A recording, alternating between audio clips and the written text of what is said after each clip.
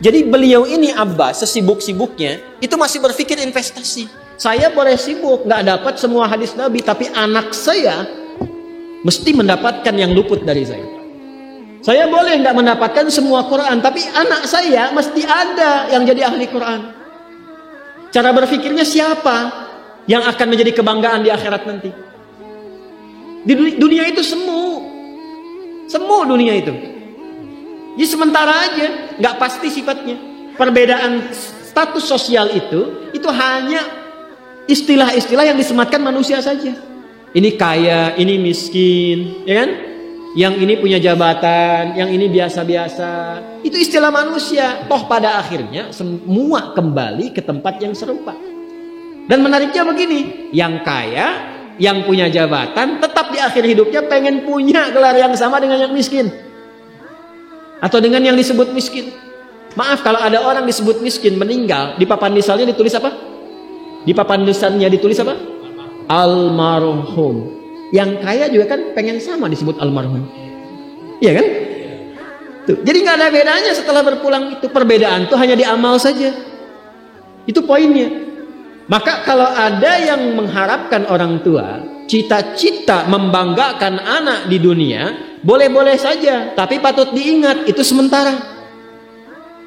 Anda silahkan sekarang sekolahkan setinggi-tingginya, S1, S2, S3, S4, kerupuk 3, silahkan. Mau dalam negeri, luar negeri, mau di Nagreg, mau di California, mau di Chicago, di Chicago, di Singapura, silahkan. Itu pilihan. Tapi saya cuma mau katakan begini, itu sementara. Dan persaingannya tidak istimewa. Karena janganpun Anda yang beriman, yang belum beriman pun bisa melakukan itu. Apa yang dikira yang hebat matematika itu anak Anda saja. Anak orang lain pun bisa. Halo? Apa Anda kira yang jago fisika itu anak Anda saja yang beriman? Yang belum beriman pun bisa. Ya. Jadi perlombaannya itu rata semua. Dan gak ada yang istimewa. Kadang-kadang bingung ya, kenapa sih yang di dunia itu terlalu diistimewakan gitu? Mengistimewakan yang hilang itu gak ada kerjaan. Mengagungkan yang hancur, yang sifatnya fana, rasanya biasa. Apa yang mau dibanggakan sih? Dan yang paling menarik tuh begini, ketika meninggal gelarnya pengen sama dengan yang dianggap ringan atau rendah status sosialnya itu. Tadi kalau orang miskin meninggal gelarnya apa? Ternyata yang kaya pun pengen sama almarhum juga. Kalau rakyat yang meninggal di papan nisannya ditulis apa? Almarhum. Ternyata pejabat juga pengen begitu, sama juga. Saya belum pernah dengar nanti kalau saya meninggal tulis gelarnya almaun ya. Gak ada. Tetap almarhum juga. Jelas ya? Nah, maka yang dipikirkan itu perlombaan yang sejati itu begini. Perlombaan yang sejati itu adalah perlombaan untuk kehidupan yang abadi yang gak fana lagi. Jadi kalau pada saat itu unggul selamanya karena nggak ada kematian lagi setelah itu. Itu yang dimaksudkan hadis Nabi. Kalaulah ada dunia ini punya nilai walaupun itu hanya bagian dari satu sayap nyamuk saja, ya tentu tidak akan pernah Allah memberikan itu semua kepada orang-orang yang ingkar kepadanya. Karena kalau diberikan nggak adil di situ. Karena itu sifatnya fana, ujian saja. Pada akhirnya kembali. Nah, Abbas itu mampu membaca itu. Ini kehidupan sejak di zaman jahiliyah loh. Awas ya. Jadi risalah Islam itu membimbing pengikutnya, umatnya untuk berpikir lebih cerdas. Di visioner. Makanya jadi muslim itu mesti cerdas.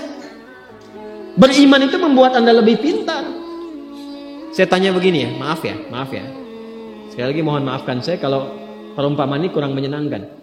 Kalau ada yang abadi dengan yang sementara, Anda pilih yang mana? Masa? Sholat itu untuk yang abadi atau yang sementara? Abadi. Baik. Mobil itu untuk yang abadi atau yang sementara? Pilih yang abadi apa sementara?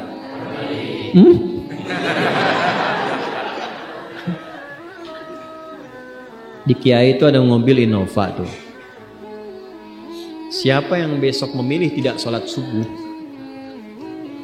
Pilihannya pilih Innova atau pilih sholat subuh? Yakin? Kalau saya pilih Innova dipakai untuk mengantarkan sholat subuh, nah itu lebih bagus. Ya, jangan dipotong sampai situ ya. Ya bisa aja kita pilih Avanza, bisa pilih Ferrari, bisa pilih Pajero ya. Awas yang punya pabrik Innova, Anda potong royalti kena. Paham? Abbas itu begitu. Anak saya mesti dipanggil di akhirat dan semua penduduk langit dan bumi menyimak itu semua. Diviralkannya di akhirat. Viral dunia itu sementara, internetnya diputus gak viral lagi. Kadang-kadang yang viral kemarin kan sekarang gak ada lagi, ya kan? Yang viral tahun lalu sekarang sudah gak ada, ya kan? Jadi belum selesai kehidupan sudah hilang juga viralnya. Akhirat itu selamanya. Dan biasanya begini, biasanya kalau orang-orang yang diviralkan oleh Allah atas kehendak Allah itu abadi melintasi setiap masa. Jadi ada yang viral karena berita, ada yang viral karena doa dan kehendak Allah Subhanahu wa taala. Itu yang diviralkan langsung atas kehendak Allah itu melampaui zamannya. Makanya kisah ini pun bertahan sampai sekarang. Nah, Abbas itu berpikir, saya boleh sekarang jadi pebisnis pedagang, tapi anak saya mesti menguasai apapun yang pernah diajarkan oleh Nabi. Maka anak kecil ini sejak dini mengikuti Nabi. Sejak dini lekat dengan Nabi. Maka ketika Nabi tidur pun itu ikut berkunjung karena keluarganya. Nah, inilah yang didapatkan oleh kita hadis tentang bangun tidur.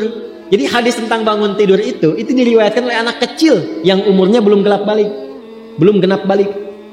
Main-main ke rumah Rasulullah, ke rumah bibinya Sayyidah Maimunah, ingin tahu bagaimana cara bangun malamnya Nabi. Itu diikutin sampai dilihat gimana bangunnya. Duduk dulu, kata beliau duduk dulu. Kemudian mengusap dengan bagian tangan yang diduga bersih untuk menghilangkan bekas ngantuknya. Setelah itu membaca khawatimah surah Ali Imran. Kemudian thumma dhahaba ila syanin mu'allaq, ke tempat tertutup, fatawadda, itu kan? Nah, itu ada semua rangkaiannya, itu ditemukan nanti di hadis riwayat Abu Daud, di Sunan Abu Daud. Nomor hadis 1367. Itu hadis tentang bangun tidur. Ya, cara bangun tidur sampai sholat malam. Masih ingat teman-teman kalau kita bermakmum begini dan ada imam satu dan sudah pasti satu imam? Okay? Makmum berapa? Satu boleh? Boleh. Dua boleh? Tiga boleh? Empat boleh? Jadi imam berapa? Makmum? Empat. Laki-laki imam makmum? Imam, baik, bagus ya. Nah, dan imam kan laki-laki. Kalau perempuan imam untuk perempuan kan? Laki-laki untuk perempuan dan untuk laki-laki. Fokus ini. Kalau satu begini, satu laki-laki, kemudian di belakang laki-laki. Ini kan posisinya boleh sejajar kan? Boleh. Ya kan? Yang imam ini, makmum ini kan? Tadinya di belakang, tarik begini sejajar. Ini yang meriwayatkan anak kecil yang belum balik itu. Itu riwayat Ibnu Abbas. Satu paket. Termasuk sholat, kemarin kan kita tarawih kan, sholat malam. Yang dua rakaat itu kan. Ya, sholat malam yang sampai 11 itu, tambah khafifatain 2, itu riwayatnya ini. Yang sholat tahajud malam yang 11 rakaat, tambah khafifatain 2, itu riwayatnya ini. Tutup dengan witir 1 rakaat. Itu anak kecil yang meriwayatkan. Dan tahukah Anda? Sepeninggal Nabi SAW, Abbas bapaknya ini hafal 200 hadis, anaknya Abdullah hafal 2000 hadis.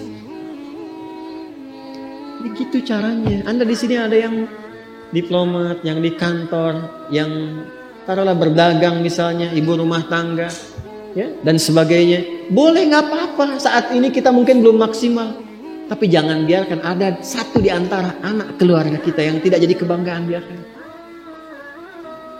Tolong ya, tolong pulang dari sini dilihat anak Allah titipkan kepada saya berapa anak.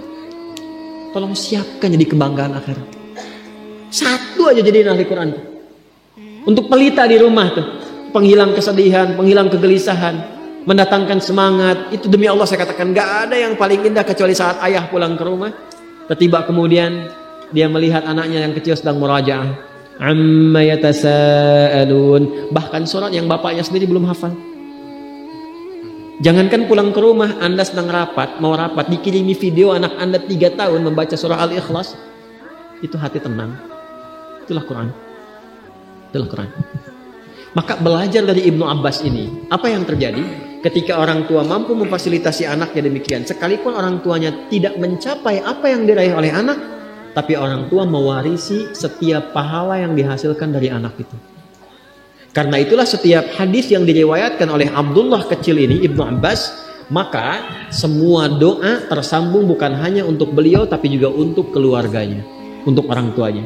Karena itu kalimatnya bukan radhiyallahu taala anhu tapi anhuma, untuk Abdullah dan bapaknya.